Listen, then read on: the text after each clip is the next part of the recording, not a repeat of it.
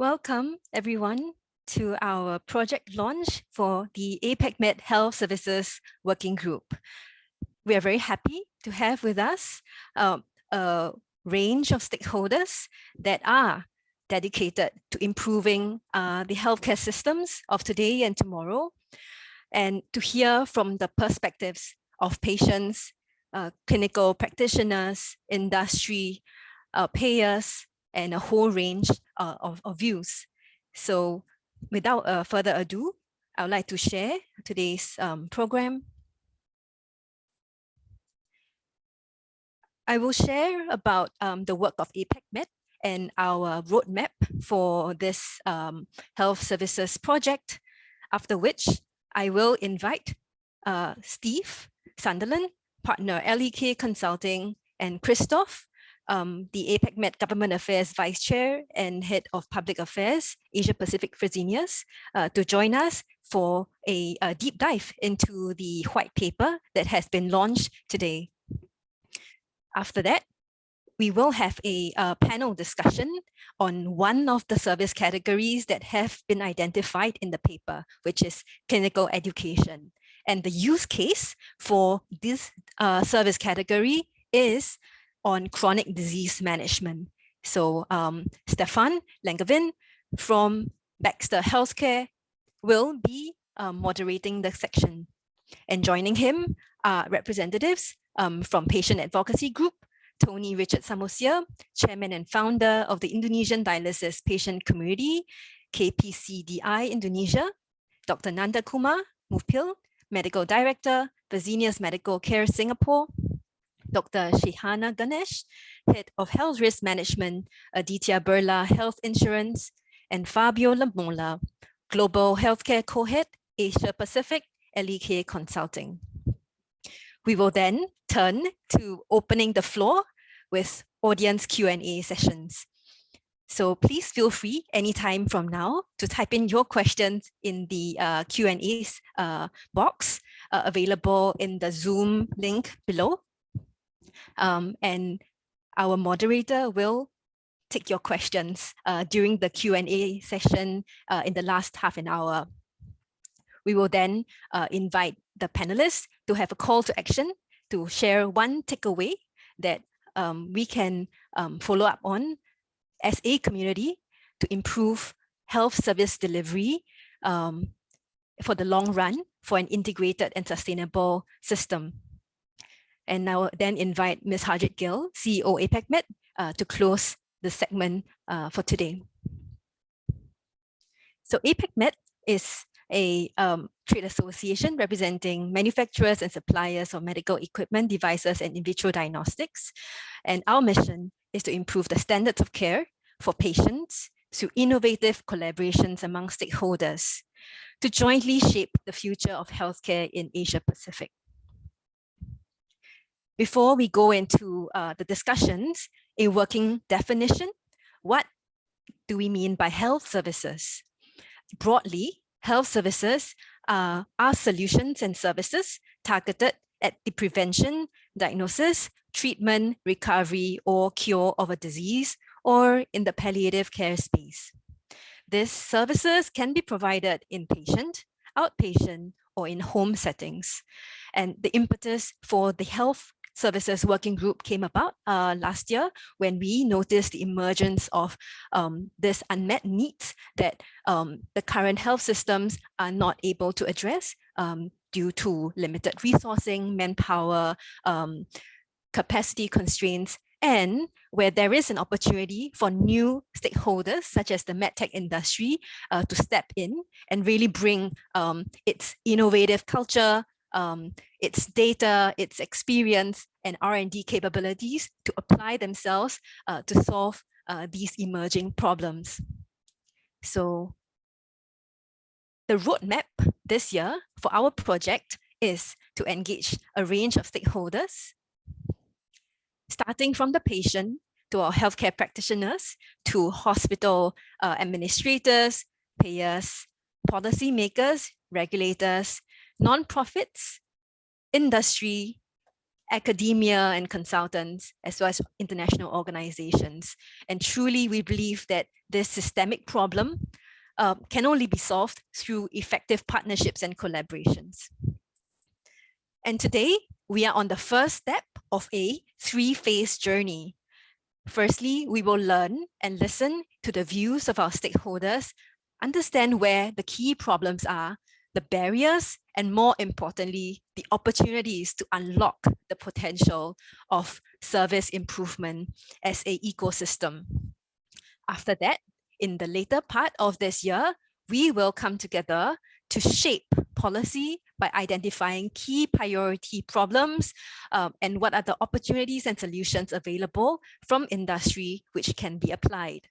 And with a co-developed set of solutions such as pilots or proposals or projects, we can then come together and advocate for adoption and for wider scaling up of these new services that ultimately can benefit patients and the system alike. So at this point, I shall stop talking and I would like to turn the floor to our audience members. You will now see on your screen that we have a poll, and I will trouble my colleague, Cindy, to help us launch this poll. Cindy?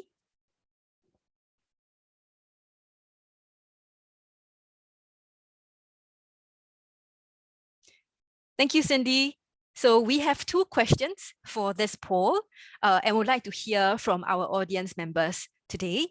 What is your country or region of interest for health services? And secondly, what is your professional role? So 20 seconds for you to respond before we close the poll and have a sense of our audience today.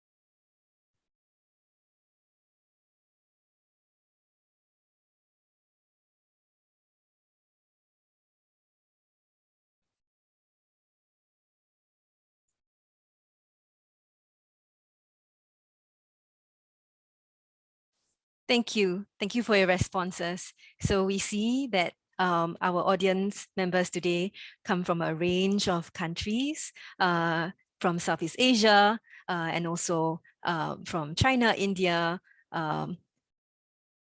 Northeast Asia, as well as Australia and New Zealand. Thank you so much for joining us for this very first project launch discussion. And we also see that most of the attendees today are from industry. So we are speaking to our own community as APAC Med. And I think as a first step, it is good for us to better understand what health services mean and the implications to our businesses and of course to our stakeholders at large. Thank you. We can now close the poll results.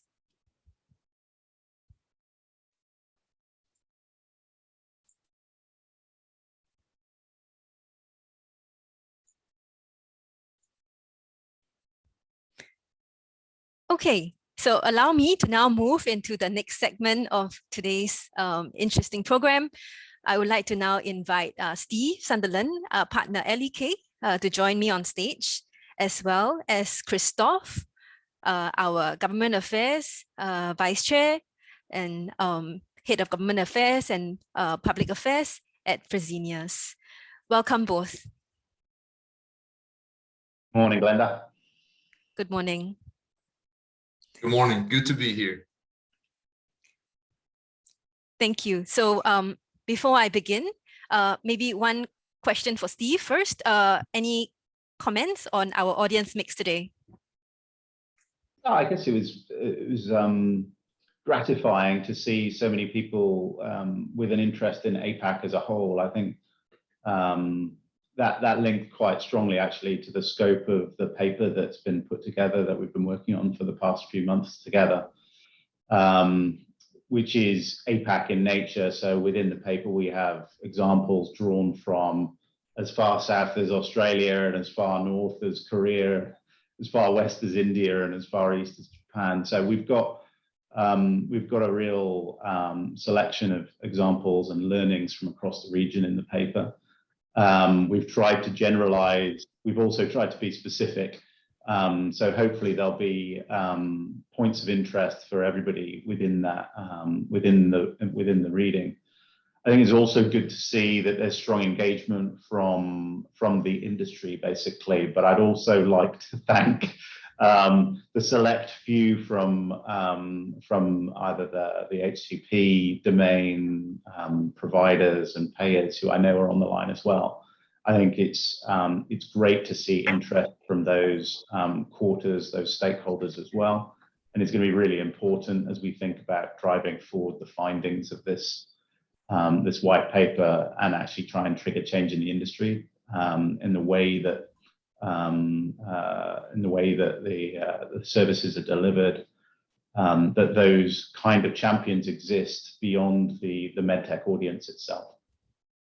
Thank you, Steve. Okay, my very next question for Christoph. So Christoph, thank you for your leadership. You're one of the earliest champions behind this creation of our Health Services Working Group in APAC Med in July 2021. Could you share how this agenda came about and why is it a priority now? Yeah, thank you, Glenda, and really thank you for having me here. I really am representing an entire working group that has worked together with the Secretariat of APAC Med and of course the LEK team over the last year to put forward this perspective and insights from MedTech. And clearly the last couple of years have been, in a wide array challenging for all of us, but also manufacturers of medical devices. And what we were really able to observe in these last 2 years, but also a little bit before that, was that many medtech firms are on an evolution. That means they are, besides having excellent products, moving increasingly into the service space.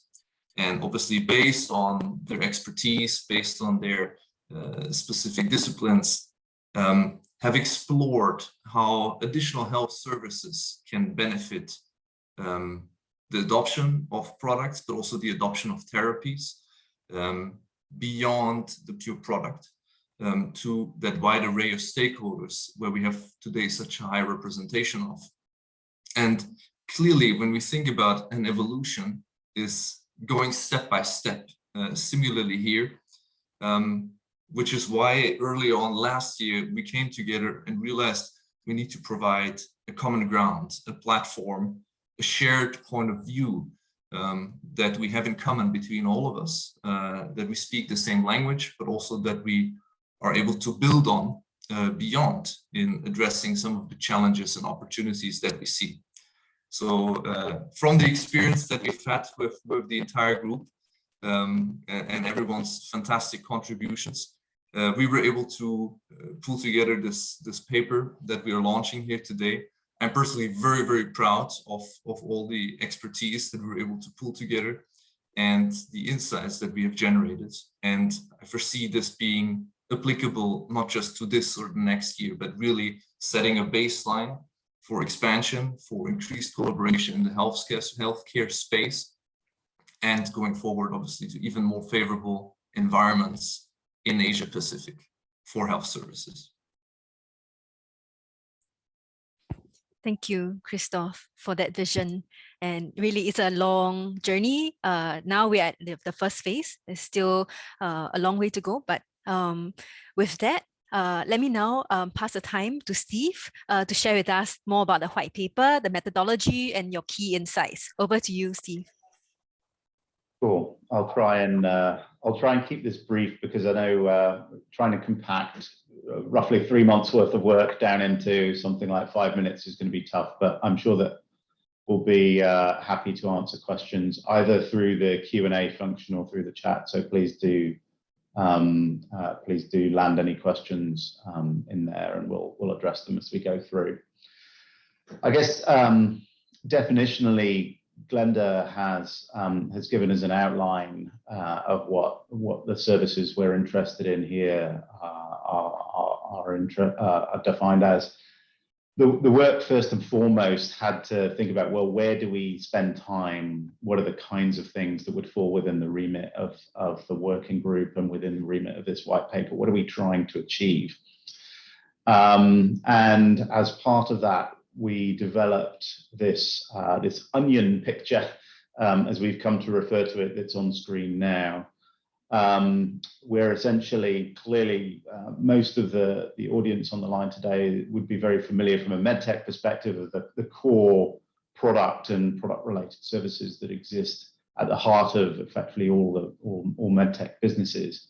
But then wrapped around that are essentially layers and layers of different value-added services that could be within the scope of what a MedTech business could choose to offer to the market and to support its customers and patients with, from effectively things that are quite closely related to the product itself. So, for example, around either clinician, physician education, patient education, or very specific procedure-related services, which are in the blue ring on the right-hand side there, through broader consulting services such as clinical decision support, patient experience management, and outward again from that towards outsourced services, which can, where sometimes perhaps MedTechs are well placed to support with that, with strong and high volumes of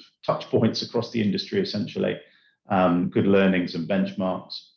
And then all the way out to the light yellow ring on the right-hand side here, where effectively you're delivering directly to patient, either in collaboration with healthcare service providers or potentially as adjacent to those providers themselves. And we've thought about all of those as essentially the clinical side. There is, of course, the operational side as well, which is not such a focus for this white paper, but still does clearly add value. But we're clearly, as part of this, thinking about the clinical side. Within that, we've really focused on 4 different areas. The clinical education services part, where essentially that blue ring, where we're trying to upskill and improve the clinical practices of physicians and indeed patients as part of the proposition. Clearly very close and core to what we do as MedTechs as part of product launch, but actually there can be a broader proposition around that, and we'll hope to hear more of that as part of today's panel session. Secondly, clinical operations and analytics. So effectively driving better value, better outcomes from the use of existing products and capabilities in the market, or indeed finding opportunities for new products and services that can add to the patient experience, add to the patient outcome, or indeed deliver enhanced efficiency. The third category of care coordination services is particularly important as we think about 2 macro trends that are in the market right now in effectively all healthcare markets around the world. The first is around improving the cost efficiency. Clearly we all know that the truism that higher acuity settings cost more. So finding the ability to transition patients smoothly and without hiccups in their quality of care between different care settings, between different clinicians in the same care setting, is an important part of what MedTechs can bring, and bridging gaps within healthcare systems. The other macro factor at the moment is, of course, managing capacity, where clearly trying to keep patients out of higher acuity settings and leaving those higher acuity settings for surges of COVID or other sort of key patients, rather than having beds filled with patients who could ultimately be served elsewhere, is an important factor right now.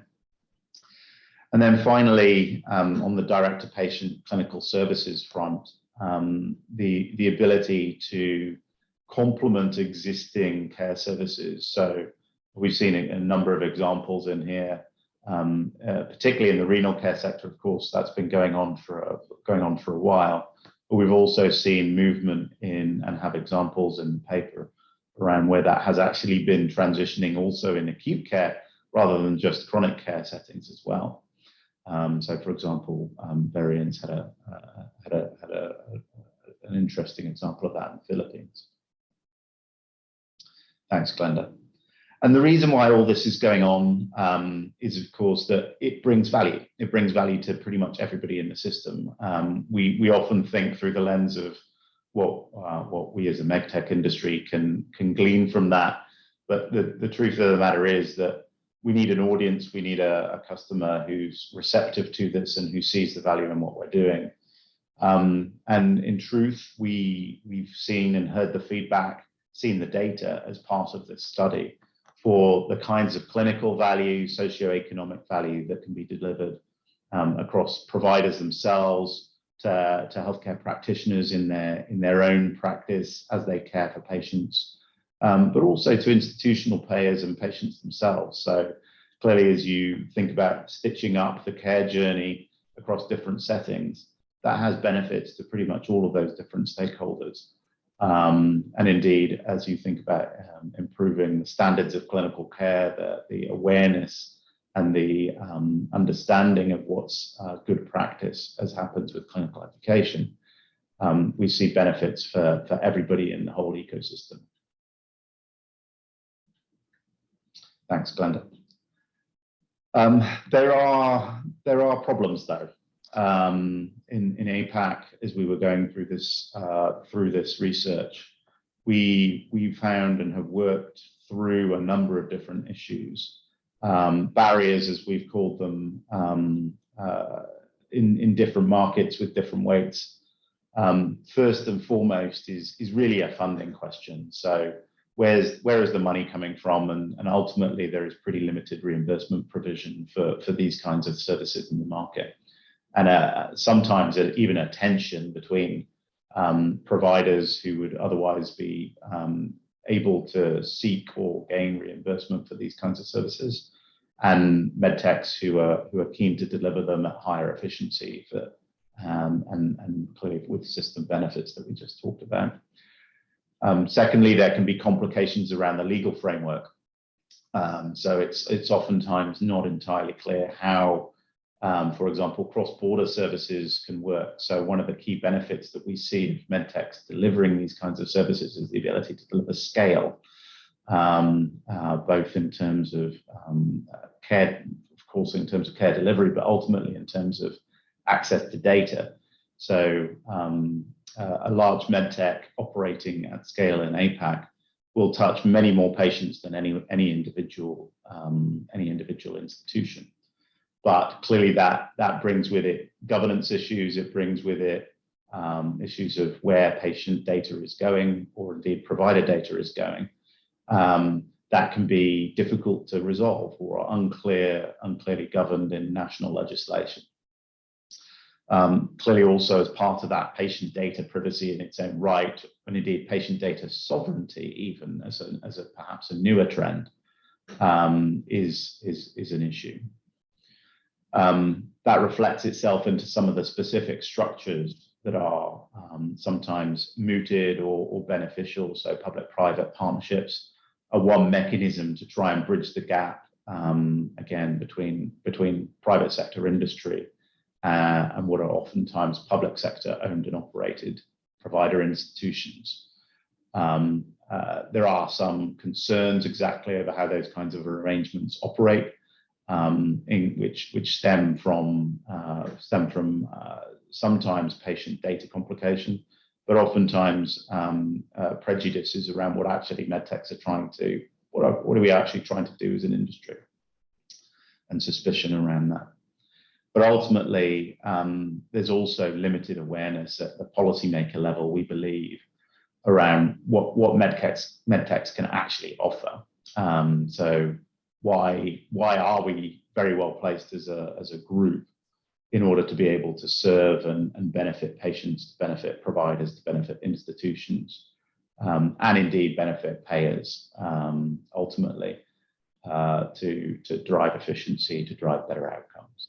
And that awareness is an area which, amongst clinical groups, amongst patient groups, and indeed amongst payers, is an area where we'd encourage the industry to try and lean in particular over the coming period. And I think that clinical education is part of that. Glenda, back to you. Thanks, Steve. Quite remarkable that you were summarizing 3 months worth of intense work into 4 slides. So thank you very much for that. We will now jump into our second and last poll of the day, just to get a sense of our members' perspectives, how involved your company has been in the delivery of health services. Cindy, I'll trouble you to now launch the poll. Thank you.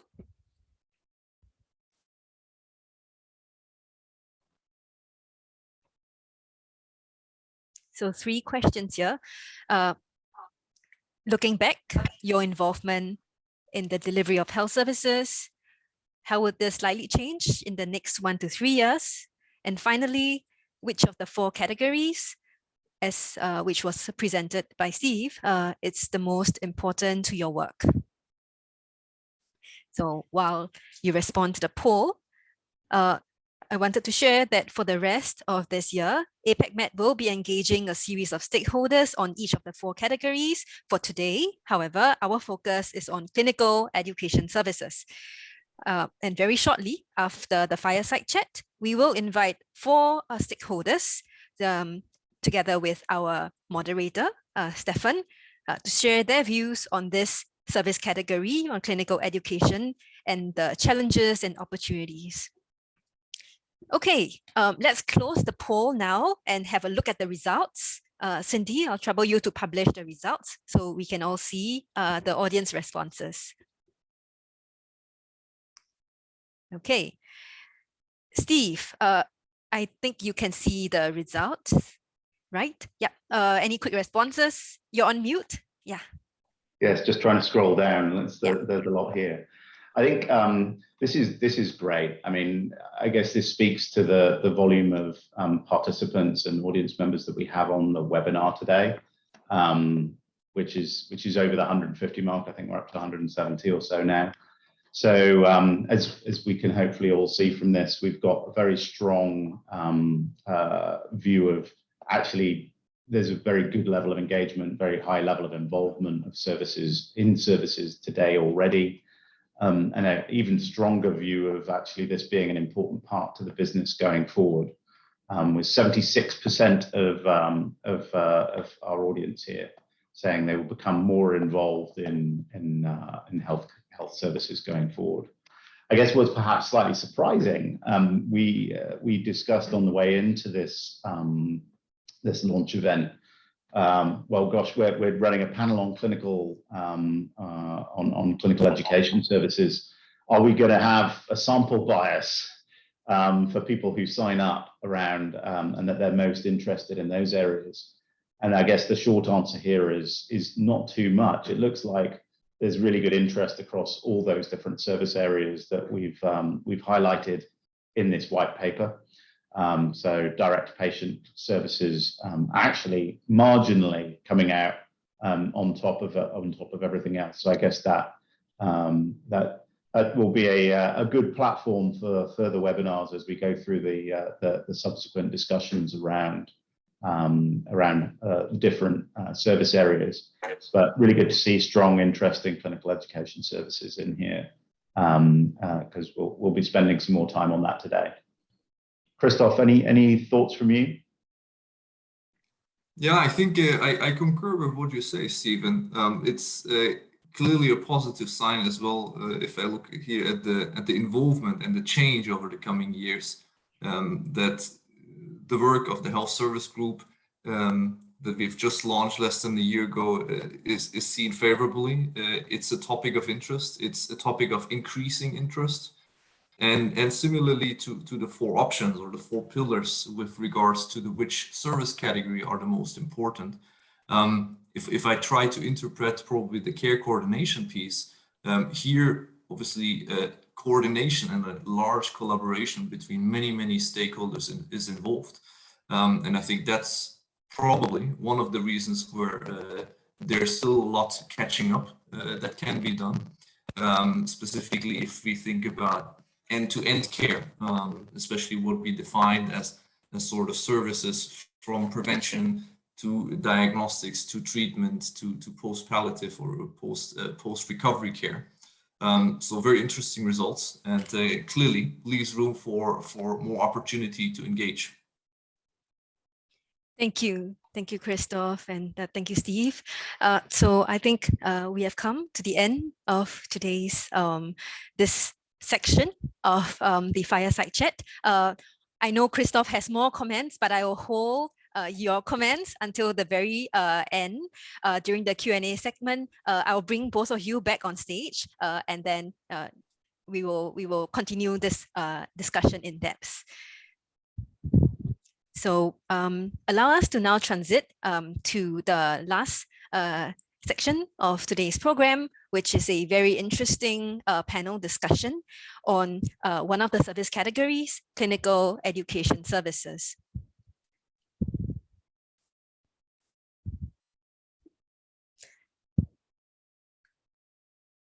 And it is on the topic of health services in chronic disease management, clinical education services. Allow me to now introduce our moderator. Thank you very much, Mr. Stefan Lenkevin, Senior Commercial Director, Renal and Acute Disease and Digital Marketing for Asia Pacific region of Baxter Healthcare. Stefan, welcome. Thank you. My camera is you have to activate my camera, please.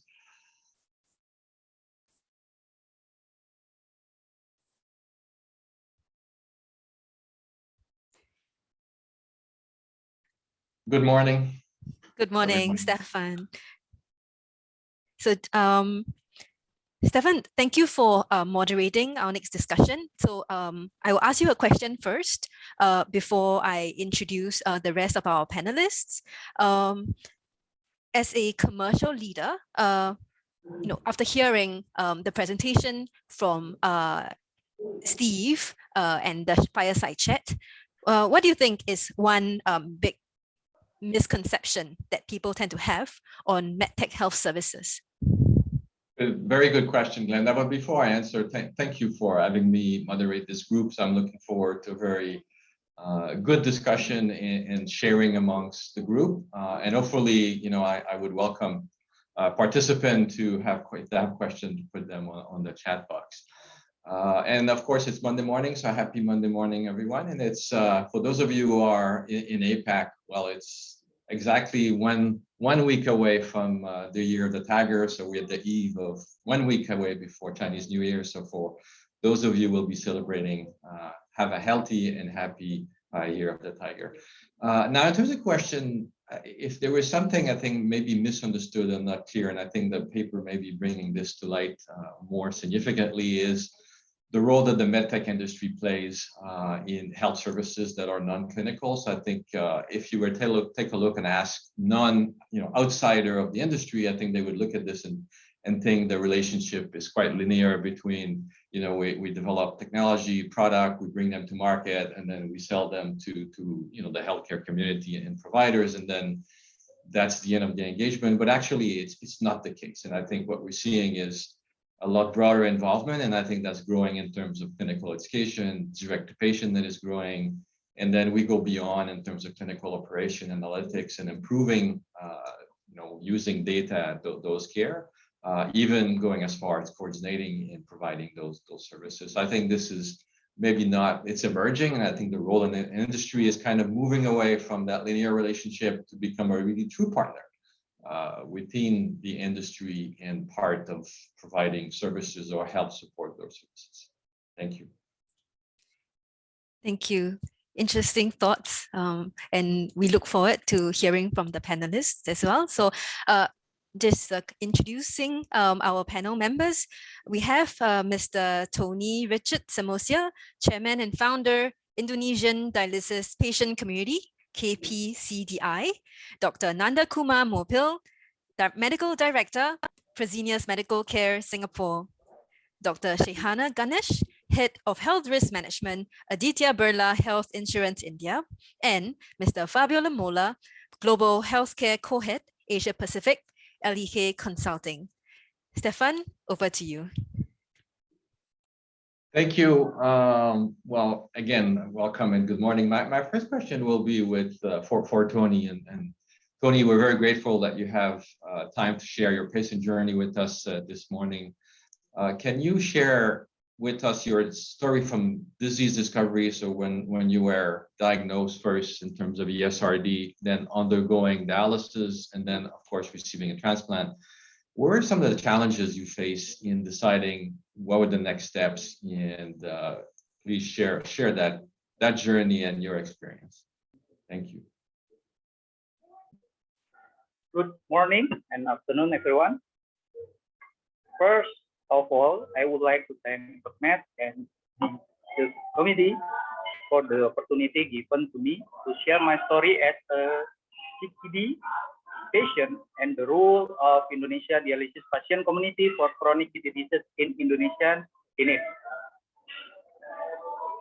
No one in this world, including me, of course, wants to suffer from any kind of disease and pain. We all want to be healthy. Back in 2009, I was diagnosed with kidney failure, which required me to do dialysis. This happened due to uncontrolled hypertension. I was devastated. I felt that my world crumbled and was at death's door. Back then, I was only 26 years old. Usually, at this age, people would speak about sweet stories about career, education, friendship, and love. But for me, it was a sad story about going back and forth to the hospital for treatment. I knew that I had hypertension since 2008, but the doctor that I consulted with never explained to me that hypertension can cause kidney failure. At the time, I was only prescribed medicine to control my hypertension, but they also failed to explain that I was required to take the medicine for life. When the medicine ran out, I stopped taking the medicine. When I was informed my kidney failure, there wasn't many options for treatment in Indonesia.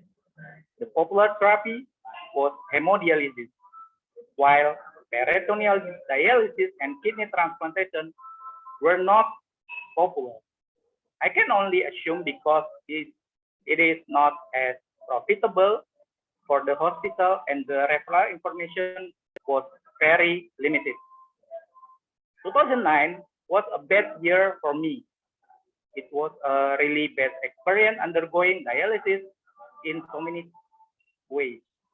Other than the financial issue, the treatment itself was problematic. There was a dialysis center that reused the dialyzer tube for over 30 times, and not to mention there was very limited information on which hospital that proved hemodialysis. I was refused service and had to go back and forth a few times because it was full. I had to visit each hospital one by one to ensure about room availability. So many times and energy was wasted because of this. I had to go through this for 7 years before I can understand the barrier and key issues from patient perspective regarding the disparity in tariff, disparity that cause the services disparity which impact patient right to access medicine and treatment which goes for quite a week, 4 or 5 hours each and many other disparities. In 2016, I decided to have a kidney transplant with my wife being the donor. Back then, advocacy was difficult because the mechanism of cost-sharing system, even though there already was the national health insurance, patient was still required to pitch in quite a large sum of money. Together with the dialysis patient community that I formed, we protest and criticize that the policy because due to this policy, less fortunate patients won't be able to afford the option of kidney transplant. The government finally listened to the voice of the patient community. They changed their policy so that the state guarantee and cover the screening and procedure for kidney transplant for both donor and recipient. Thanks to this, from then to recent time, the policy has helped so many kidney transplant patients. Since 2016, my condition is perfectly healthy. I now commit my life to focus on helping patients within the dialysis patient community. We provide information about kidney disease with all modalities through seminar, campaign for kidney health and organ donor, and help host another to access health service in Indonesia.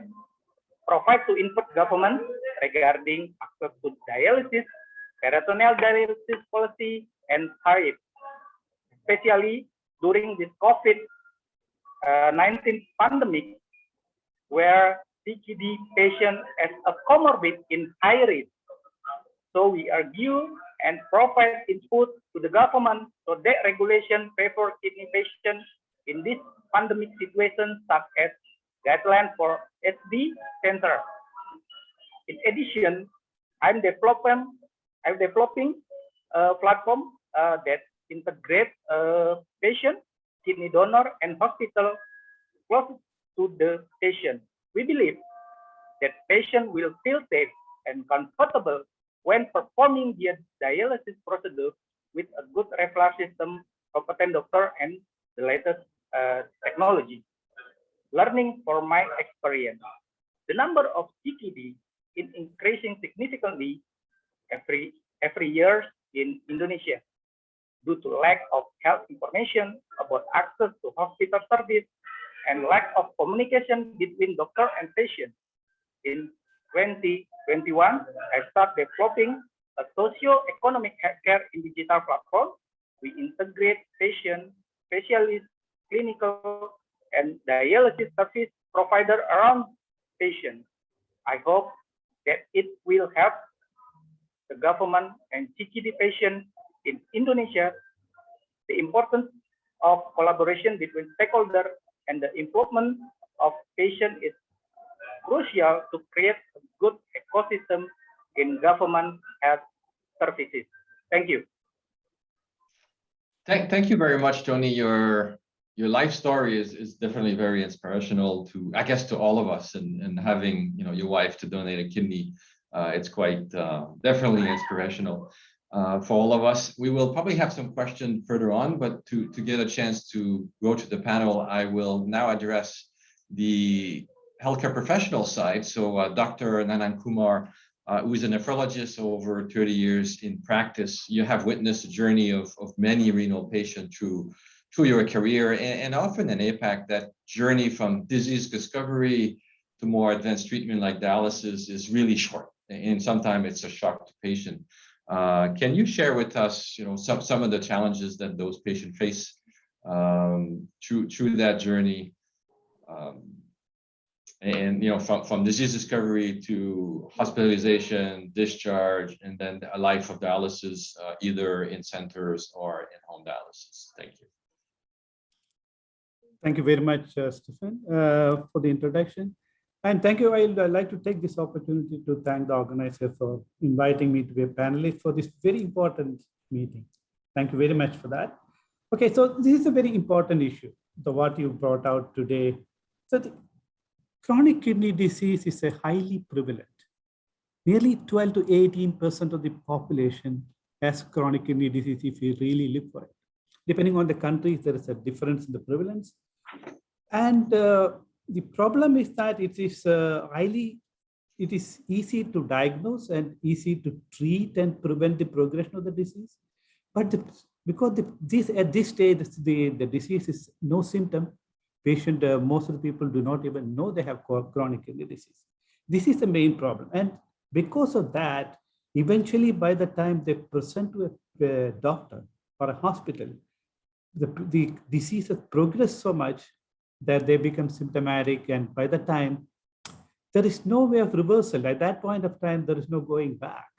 So if you have identified this problem much early in the spectrum of the disease, and if we can have an educational program to educate the public, first of all, because first of all, the public should understand chronic kidney disease is highly prevalent. It's an important healthcare problem for the public. It's a public healthcare problem which need to be addressed, because it's not only eventually lead on to kidney failure requiring dialysis or transplant, but also it's a disease multiplier in the sense that increases the prevalence of cardiovascular disease like heart disease and all that. So it needs to be identified and died. So and most of the cases, as I told you, majority of the patients do not even know they have kidney disease until very late in the stage. So we lost a lot of opportunity to educate the public. The education should start from the very early stage, the public education saying that it's an important issue, chronic kidney disease, these are the potential risk factors which need to be addressed.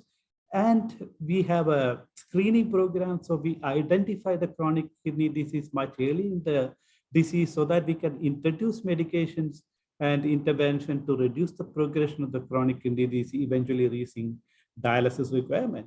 So all this can be done. So, and not only, and once you develop chronic kidney disease and eventually ESRD, and we can have several educational programs to educate them. So education for a chronic kidney disease should start when the kidney disease in the stage 3, when the kidney function is, say, about 45%, so that we can educate the patient what is the implication of kidney disease eventually if you reach end-stage renal disease. By the time it reaches 45, there is no going back. It is going to progress over a period of time. then you can, we'll have to educate the patient, the family members, everybody, so that this is eventuality that he will require some form of renal replacement therapy. And they must be mentally prepared, mentally, financially, emotionally prepared for the eventuality. So now what's happening is that majority of the patient end up in a acute care hospital, the end stage. Immediately they have to start some form of dialysis, otherwise life-threatening. So the opportunity is lost already. So there is no time for educating the patient, giving them all the information required to decide on what sort of a modality they will want to have. They want to have a hemodialysis, peritoneal dialysis, so we lost the opportunity. So when they come too late, this is the problem. Okay, so we lost that opportunity. So we need to start the education much early in the spectrum. So, and because the disease is so prevalent and a highly complex disease, not one person can, one organization can manage this. It needs a multi-pronged approach.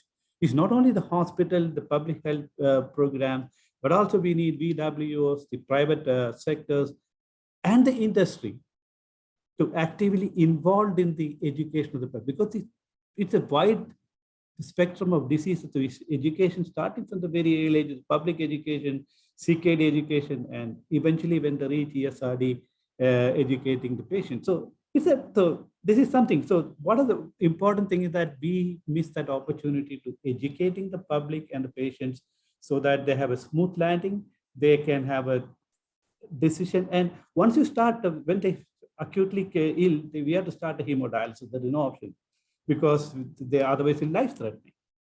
And once they start hemodialysis, they go into an in-center dialysis center, and they're comfortable there. So they then converting to a home-based treatment is very, very difficult. Whether it's a PD or a home hemodialysis, extremely difficult because they have sort of adjusted to the in-center dialysis. Everything is done by somebody else, so they're comfortable.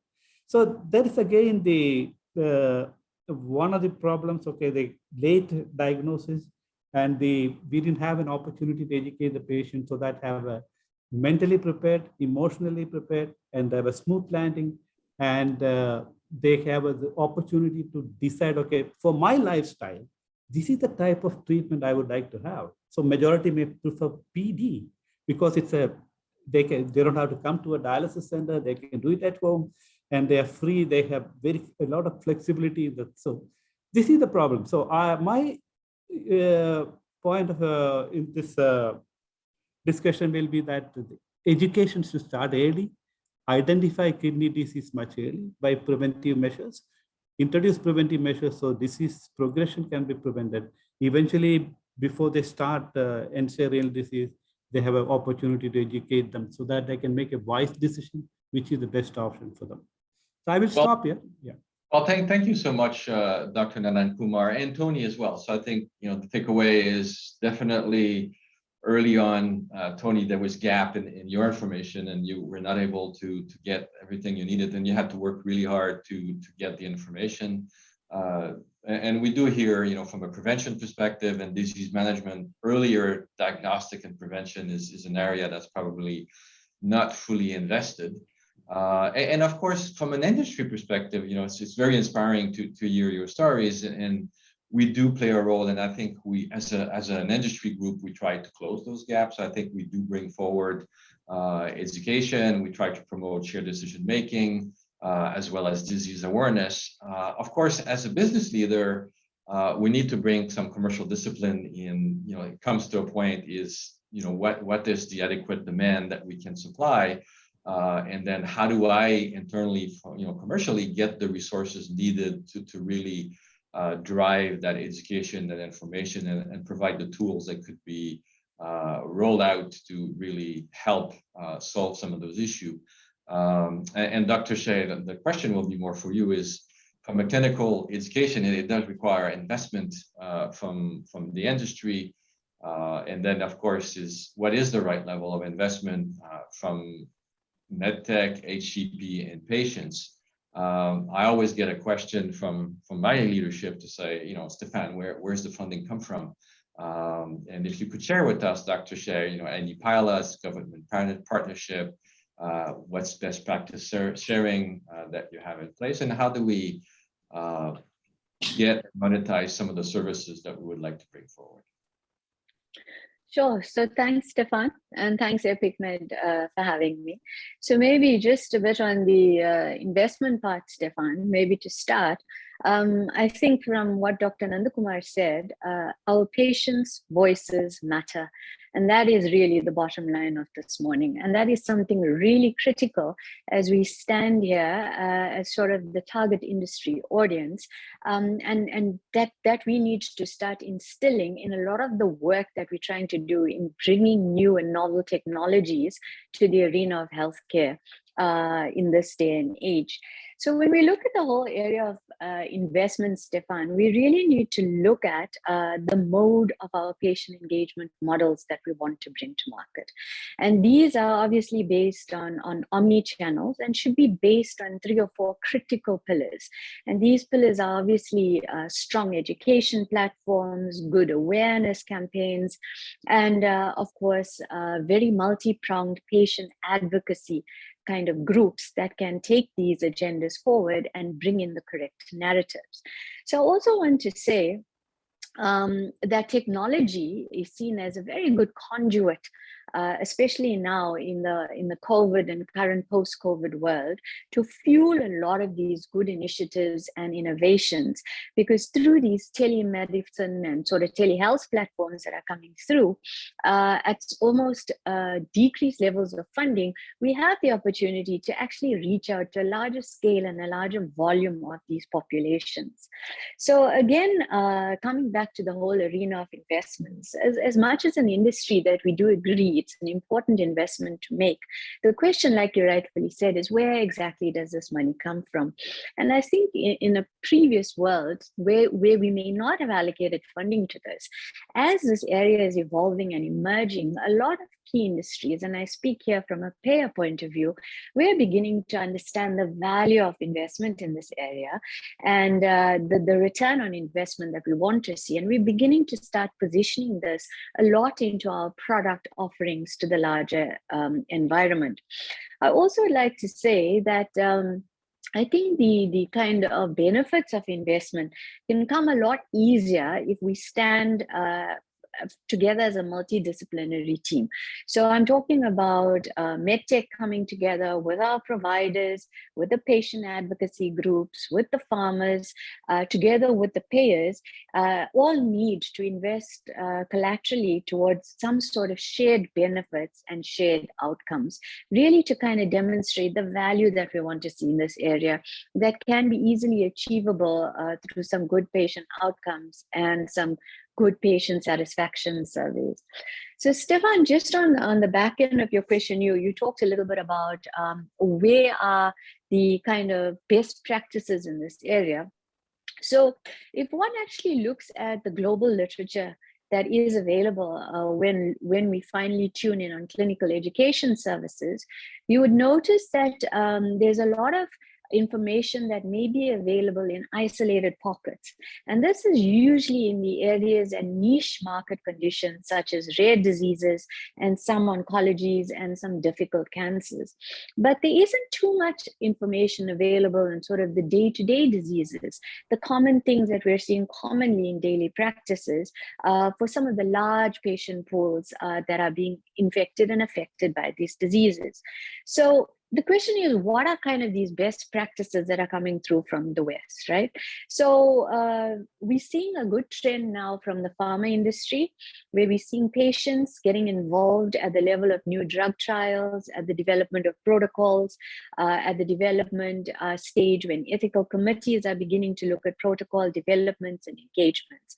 So we're also seeing a little bit of good work coming through in niche market areas of rare diseases with the development of communities with shared solutions based towards valuable partnering and insights, especially built on good principles of transparency. So now I do believe, Stefan, the question is, if we're seeing these good practices in kind of the smaller niche areas, how do we kind of scale up and roll these out to some of the common areas that we're seeing, typically such as renal disease. And that is really where the gap is this morning. So the question is, we need locally relevant and kind of contextualized guidelines and approaches that can be demonstrated through good partnering and good pilots in order to give us some good examples of how we can improve our clinical and sort of education services through to these high-risk groups. So maybe I'll pause there, Stefan. Thanks. Thank you. Very good. That's a very interesting, discussion that we're having here. And I think you bring the point of omnichannel, and then I'll go to Fabio now, who's from a global healthcare strategy leader. You have a chance of seeing many different markets, many different enterprise. Does MedTech has a role in delivering health services? I think that's a good question. And what other barrier, in your view, that is hindering robust development of service position by MedTech?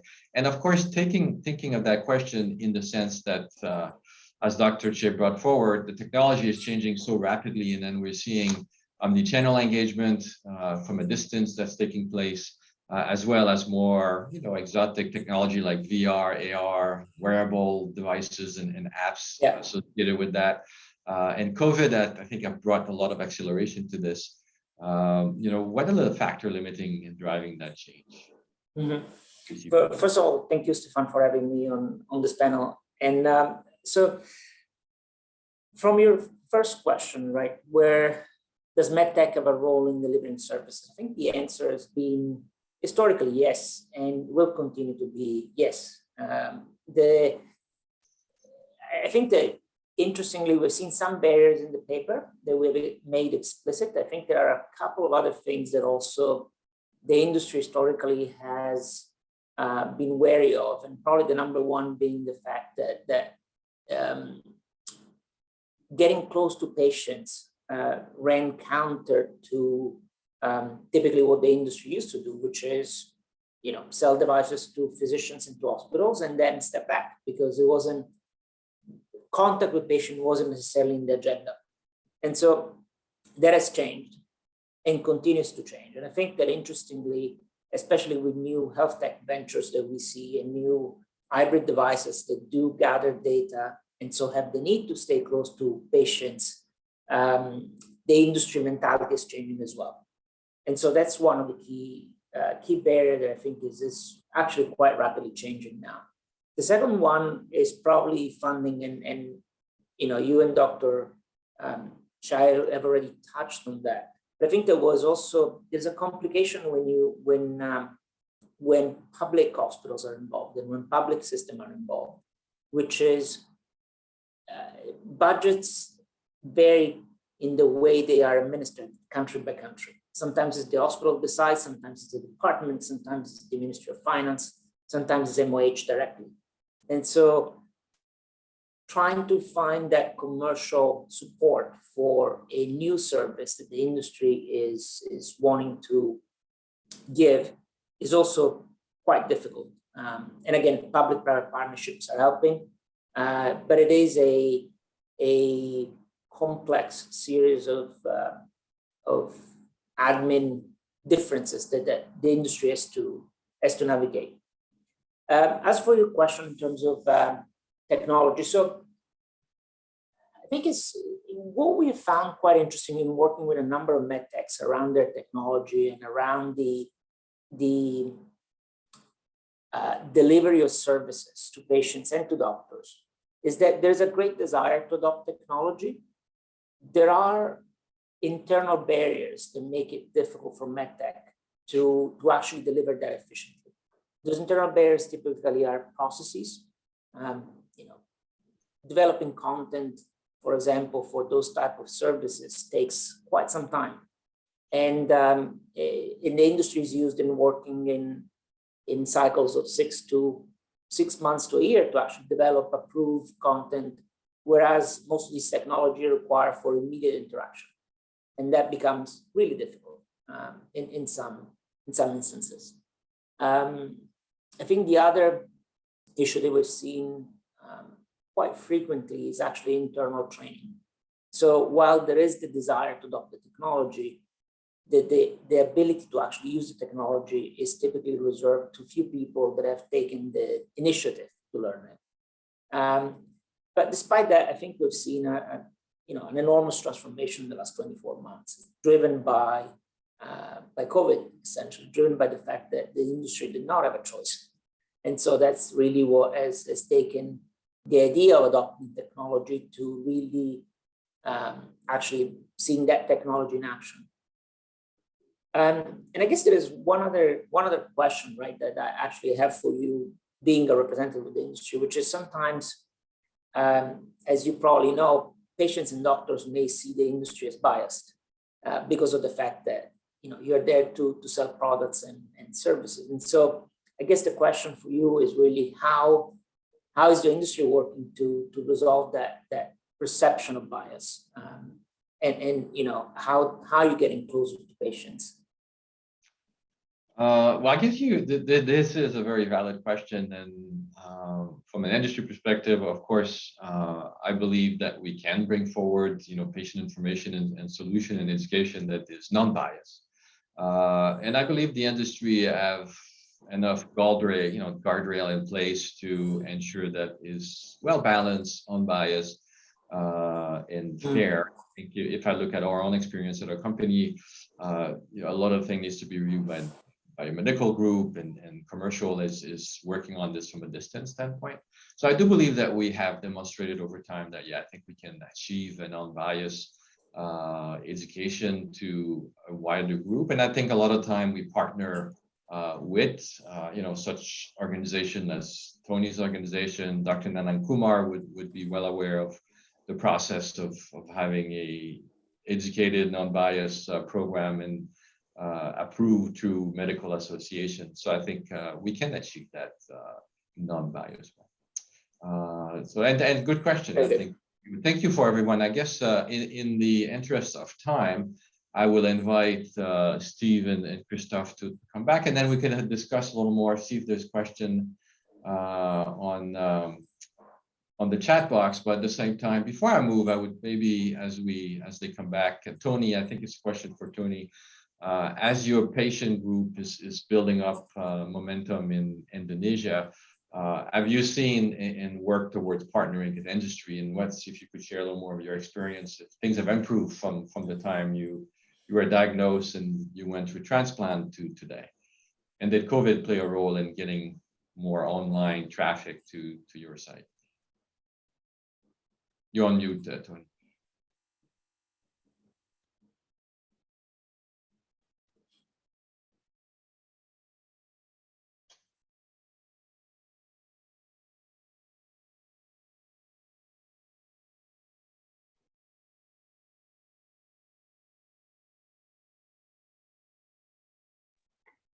Okay, right now we active engagement with government and healthcare professional to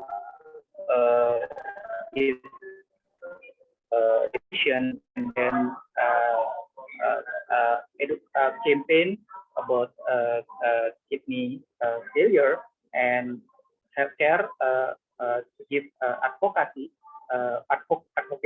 advocation to the patient and government. Thank you. Steve, do we have any question on the chat box? We've had a few actually, and we'll let me just maybe take a short tour through a couple of them. I guess one is the first to be placed was really around a question from an anonymous attendee around how can industry support health tech assessment and ensure reimbursement framework is in place or improved. And I guess maybe to also slightly broaden that question is actually what are the key learnings about securing payment for some of these, securing an income stream for some of these investments. Dr. Shehana, would you like to take that first, and maybe the other panelists would like to follow up on any of your comments? Sure. Thanks, Steve. And thanks for the question. And that's a real important question, about how HTAs are changing the landscape of how we look at them from a funding and reimbursement point of view. So I'm just going to come in from the point of India because of where we're situated at the moment. So I think there's a lot of good movement here in terms of a national movement towards the HTA in. So this is now sort of a group that's been evolved consisting of about 6 technical hubs that are dedicated to the formation of HTAs in kind of the high prioritized research settings affecting healthcare. And on the basis and the outcomes of this will then feed into sort of clinical decision-making tools and the necessary pathways and clinical guidelines that will help all of us, not only the payers, but also from the MedTech point of view, the provider point of view, in terms of how we start pricing these models and start looking at affordability and accessibility to the larger kind of population base. So maybe I'll pause there, Steve, and check if there's any other comments. Maybe Christoph or Stefan, we'll turn the tables and ask you to answer a couple of questions here. Do you have any observations from, I guess, the industry side about seeking payment, whether that's from government payers, commercial payers, or indeed provider partners? Yeah, if I add maybe my 5 cents to this topic, obviously the reimbursement is critical from a commercial perspective in like coming up with programs to bring to population and to patients in need. HTA clearly is a trend that's there to stay. And when we see this, luckily now in many markets across Asia Pacific, becoming an increasingly important topic.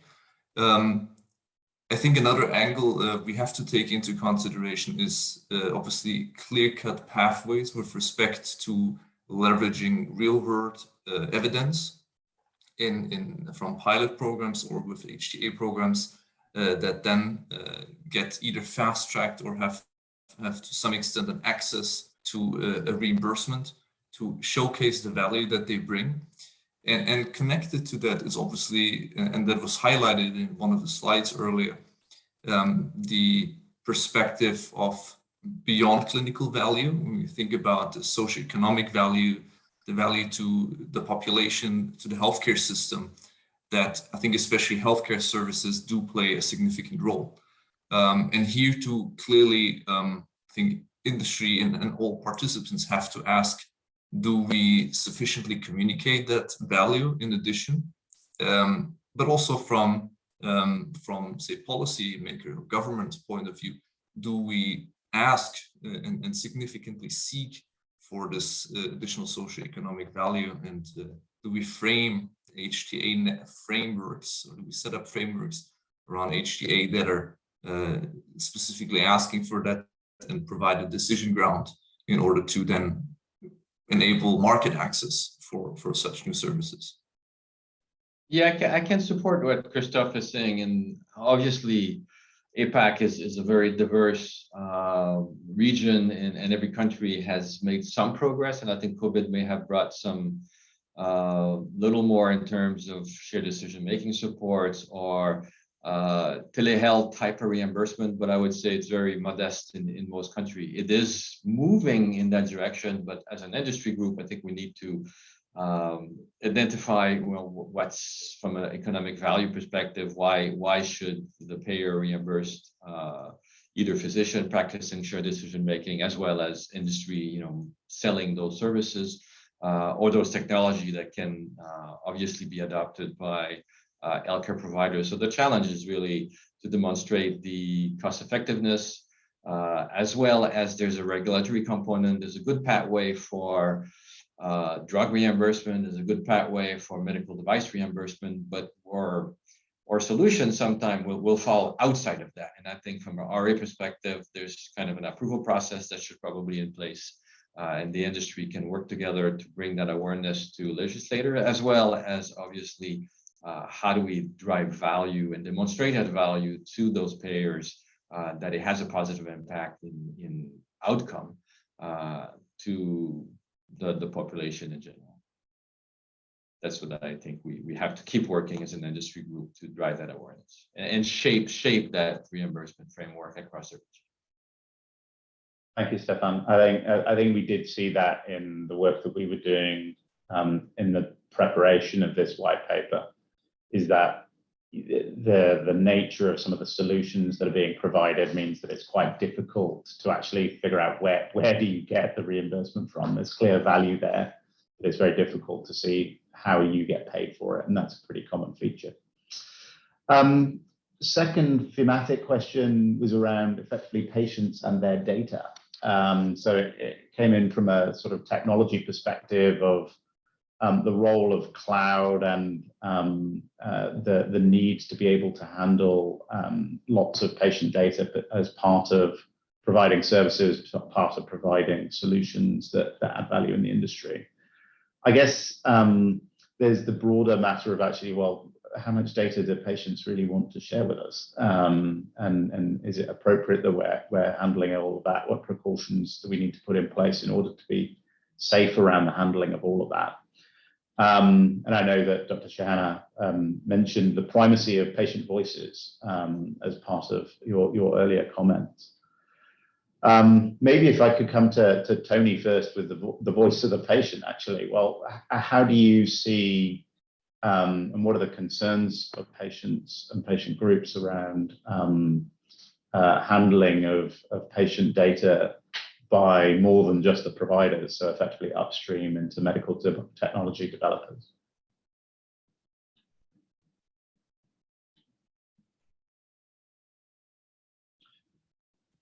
How should the industry be shaping its argument for why that's a good thing for patients? Yeah, so it's important to have collaboration with all stakeholders. The patient community should be involved.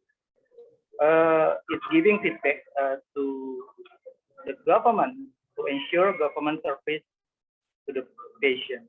I think. Thank you.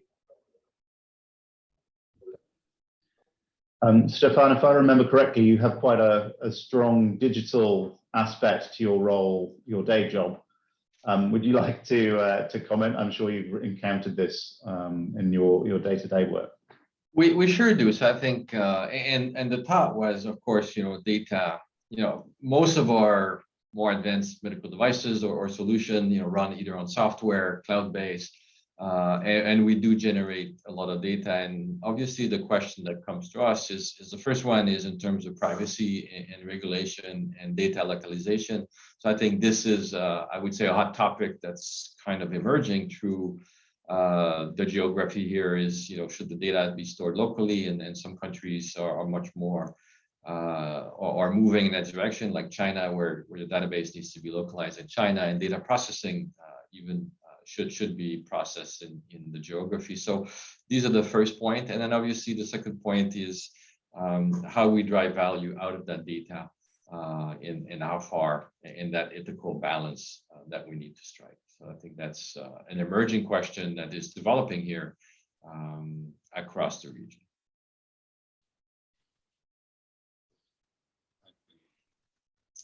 One late arriving question, and I think this will probably be our last before I ask you your perspectives on where to go with the paper. So the question is that this is the development of services, the uptake of services, and the value delivered out of that is clearly a multi-stakeholder responsibility. Somebody's got to develop those, somebody's got to receive those, somebody's got to pay for those ultimately. So who do you think is best placed to coordinate such an effort? Maybe if I could take this one to firstly to Fabio, and perhaps for a clinician's perspective, Dr. Nandakumar. So it depends on what aspect of coordination we are discussing. So clearly, if we're talking about how do we coordinate the administration to patients, HCPs should remain central to essentially delivering those services to patients, and they are the natural sort of coordination point between industry and payer. If we're talking about how to develop the services and how to get payers to recognize the value of them, I think that needs to remain a multilateral, multi-stakeholder effort. There is no other way of coordinating the emergence and then the application of such services, because in a sense, industry has to create them, see what the art of the possible is in terms of clinical services, and then there needs to be a discussion with the other stakeholders around how do we best pay and how do we best deliver. And as I said, from a patient perspective, the main coordinator should remain the HCP, because it's the person they have the relationship with. Thanks, Fabio. Dr. Nanda Kumar, your views as an HCP? Right. Okay. So there are several issues. Okay. So in order to do this, I think the easiest way to do this is working with societies in individual companies. You can't have a APAC approach because each country has different regulations, are very, very different. So it has to be locally focused, working with societies, or like a the private-public partnership, or you will have to develop, highlight some of the successful programs where we can highlight the cooperation between the industry and the government. I mean, highlight that. Okay, we can use it as an example to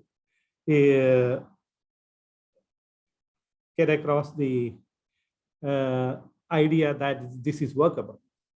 And I think one of the most important thing is that it has to be an unbiased opinion. Okay, when you do that, okay, we are allowed to convince the people. I think we are not biased. Okay, so I think the best way to do that will be as a consortium, as you're doing now at APAC, or not individual companies. Individual companies, everybody will look at it with suspicion. But if you grow your consortium as an organization which support this educational program, for example, okay, various levels, I think it may work out better. That's my takeaway from this meeting. Yes.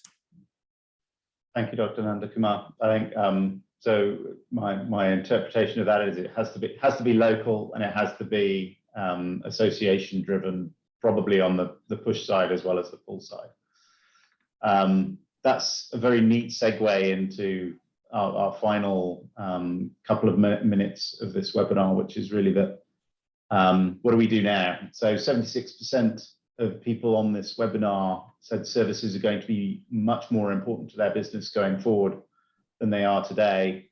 APAC Med has its role to advocate and to shape, and now we've got a white paper, which, as Christoph said, can serve as a platform for some of that engagement.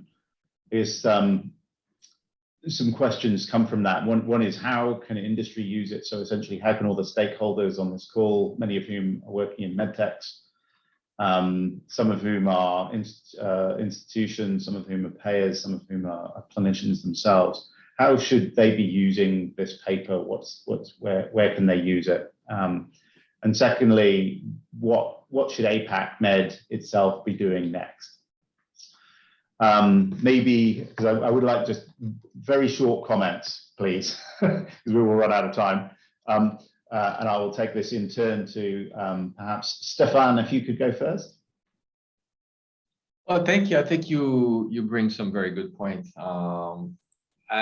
Using the white paper and as an industry group and a unified voice, I guess continue to drive that awareness of the role that medtech industry can play. And despite the challenges that we face, I think we see a really growing opportunity in this space for the industry to collaborate with stakeholders and kind of close those gaps and strengthen the healthcare system where appropriate.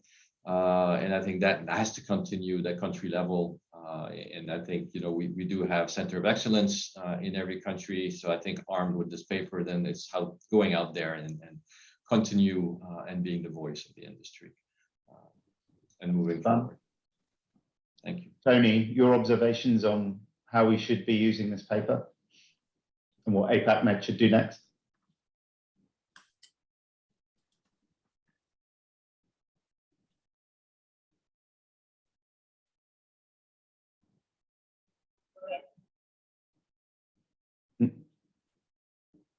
Unfortunately, I think you're on mute still, Tony.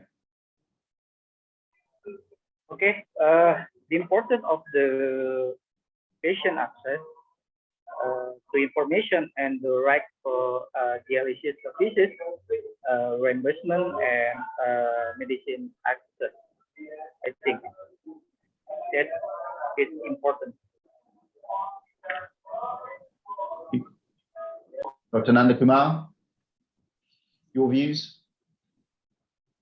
I think I already expressed my view. Okay, so I think you need to come out with a unified approach and this unified voice as an organization, so that everybody is aware of your organization a bit more. I think I don't think as of now, I think how many people in the medical community knows about your. I think we need to be more exposure and come out with a unified voice, so that we are here to support and close some of the gaps in the system, which we can help. Okay, then work it from there, I suppose. Yeah. Dr. Nanda Kumar. Dr. Shehana? Yeah, Steve. So I think dovetailing exactly what each of the panelists have said, this can move quite nicely into a form of action research. And we could start looking at perhaps a proof of value demonstration where we bring the right stakeholders together to try and see how we can get affected individuals, families, communities in the right kind of discussions now to inform the next step of getting us into sort of good clinical education guidelines that's going to get the necessary coverage, visibility, which will then translate to the required amount of investments. So I think that is kind of the call to action that's kind of summarized by the team today. Thanks. Thank you, Dr. Ganesh. Fabio, your views? I don't think I actually have much to add. I think Dr. Shai has actually summarized it really, really well. And we'll end where we began with Christoph. Your views on what the working group and broader industry can be doing next. Yeah, thank you, Stephen. I think we have a fantastic base to continue working on from. It's a great platform. Looking here at this wide array of stakeholders, it's clear it's a collaborative effort.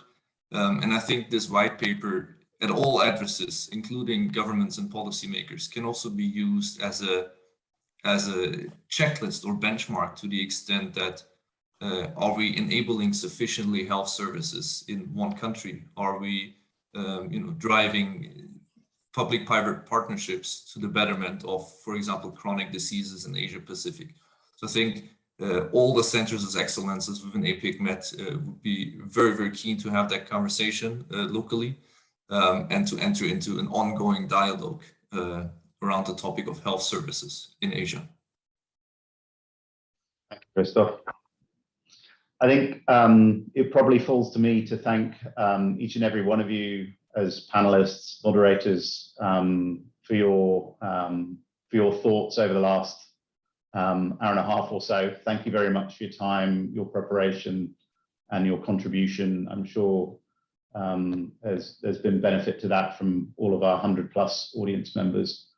So thank you very much. And I'll just pass to Harjit, who I see is online already and probably has some closing remarks. Well, there's not a lot more I can add, actually, Steve. So also on behalf of APAC Med and myself, a great session today. I really enjoyed it. I learned a lot.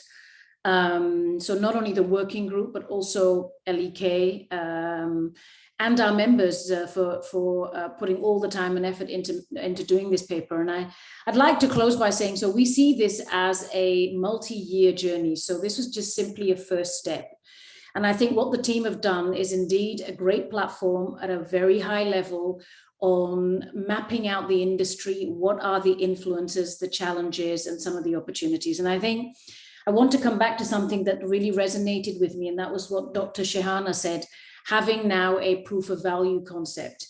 And that, I think, has to be the next step. We need to go in a market and potentially look at use cases that really help identify how we can shape at a broader level. So I think the team is super motivated to do that. Look forward to working with you all again on the next step and to the next session. So thank you very much. Bang on 12, I think. Yes. Thank you. Thank you. Thank you, everybody. Thank you for joining us. Thank you.